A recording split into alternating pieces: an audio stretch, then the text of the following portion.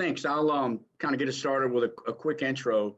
I think most of you, or some part of you, I think on the call today, know who NACHA is. I'm a managing director at NACHA, and we are primarily known as the overseer, as the governance body for the ACH network, or the low value payments network in the US. And that's certainly our primary role, in addition to being an association made up of financial institutions, again, in the United States. However, in our other roles within the financial industry, we are, payments subject matter experts. We are conveners of the industry to bring this industry together and to figure out, solutions to problems and these types of things. And so what we're going to talk about today is really related to what I would call business or data services for businesses. So data services have been really talked about, and they're really front of mind. A lot of folks related to consumers. Open banking in many countries, and in the US, we see a lot of this playing out as well. But for businesses, their needs are a little bit different. And as a result of that, we have created Phixius, which is a utility we are providing out to the industry. And Phixius is really a few things. One, it is technology, and Peter's going to talk to you about that technology and the decisions we made there. It's also a set of governance or rules that overlays that technology. When you're creating a network effect where many connected providers are sharing with Phixius, instead of creating bilateral agreements, there needs to be that rules and governance over those relationships, and not just providing that as well. Peter, maybe go to, I think, slide 5. I'm sorry, yeah, that's the one. So this is a picture of the network. A couple things before I turn it over to Peter, important here, is the companies that connect to Phixius, they are not the businesses themselves in need of the data services. They are their providers. They're financial institutions, they're fintech, they're payment networks. These are the organizations who want to provide or expose data on behalf of their customers to better enable payments. Payments of any type, any electronic payment, card, wire, ACH, RTP, whatever that may be, exchanging that data before that payment is put on the rail and the money is moved. Phixius does not move money. Phixius does not store any of the data that's shared centralized. It's not a gift to get model. It's not a let's put everything in a centralized storage and allow people to come get and require people to come upload their data. It is a point-to-point network. So those CSPs you see on left and right, that stands for credentialed service provider. Those are the entities that are exchanging data via open API. And Phixius is tracking not only that data exchange has happened, but also around the authenticity, the security, and their standardization around that data exchange. So a couple of challenges that we did have to overcome, and where technology came into play. One was certainly in open APIs, leveraging that for a method of how do you exchange the payloads between the CSPs, and taking that a little further into standardized APIs, which we have developed with NACHA as an organization. And the other part is, if we're not going to have centralized storage, how do we accommodate where we can still do the exchanges, we can still have the warranties and the liabilities supported in the rules of that data exchange, and we chose blockchain or shared ledger technology for that functionality. Maybe that's a good segue for you, Peter, maybe to dive into a quick demonstration on actually how this does work. Sure, and I'm going to cover this really quickly to kind of give an orientation for what we're going to see.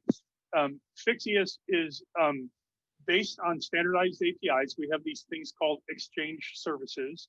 An exchange service is a single API or a collection of APIs that address a single given use case.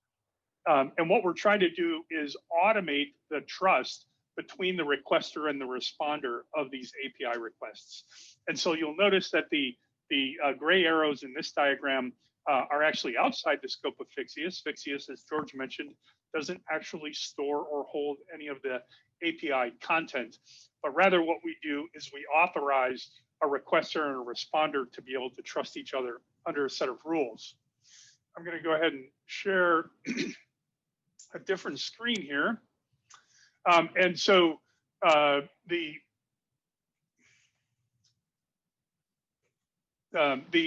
Phixius APIs, the exchange services are all based on a series of APIs. And so rather than walking through the APIs, we've actually set up some sample financial institutions that might offer these APIs. And so down here, we've got an exchange service called ACH account validation.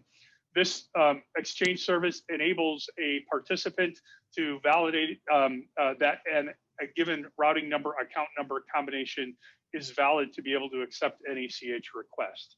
And so if I go into that, I type in a number and I'll say, enter an account number and a routing number, and I happen to have chosen one that in our test system is valid. And so you see the little green toaster in the bottom left here, it says it's valid. We of course have a couple of accounts that say, hey, this is not found, et cetera. So the idea here is that this is a very simple ACH account validation request. The validation request itself requires an authentication token. And so the way those authentication tokens are developed is that when a requesting CSP, an entity, one of the entities that can be an endpoint of an API exchange, wants to make the API exchange, they make a request of Phixius for an authentication token. That authentication token is essentially the address of a smart contract between the requesting CSP and the responding CSP for this particular purpose. And so through the use of these smart contracts on the blockchain, we can ensure that the parties who are accessing these APIs are they're doing so and they're valid and they have valid purpose to do so. It also acts as the audit trail, because as George mentioned, this is all happening under a set of operating rules. And if there's ever a dispute about what happened or when it happened and what the value is, that the operating rules can mandate what needs to happen, and the blockchain, the audit trail on the blockchain, can indicate the activities that actually took place. I have one other quick demo to show of a different use case. I know we've got a couple of minutes left here. So another use case is a electronic payment information exchange use case. And so in this case, Carefree Catering is a company that buys information from Best Spreads. We'll go over to Low Rise Credit Union, another financial institution. We'll add Best Spreads as a participant. And here what we're doing, the concept of a credential service provider in Phixius is a party that's already providing information or providing payment processing capabilities to their customers. And so rather than saying, hey, in order to get Best Spreads paid, send them an email, have them fill out a PDF and send it back, Best Spreads Bank, Low Rise Credit Union, can have them set up a profile. And if I look at the profile, we'll see that it has payment information specified here for their ACH account. I'm going to indicate that they can go ahead and approve all requesters for this. And then we'll jump back over to High Rise Bank and we'll go to Carefree Catering and we'll add a subscription for Best Spreads. And we'll say, get the EPI.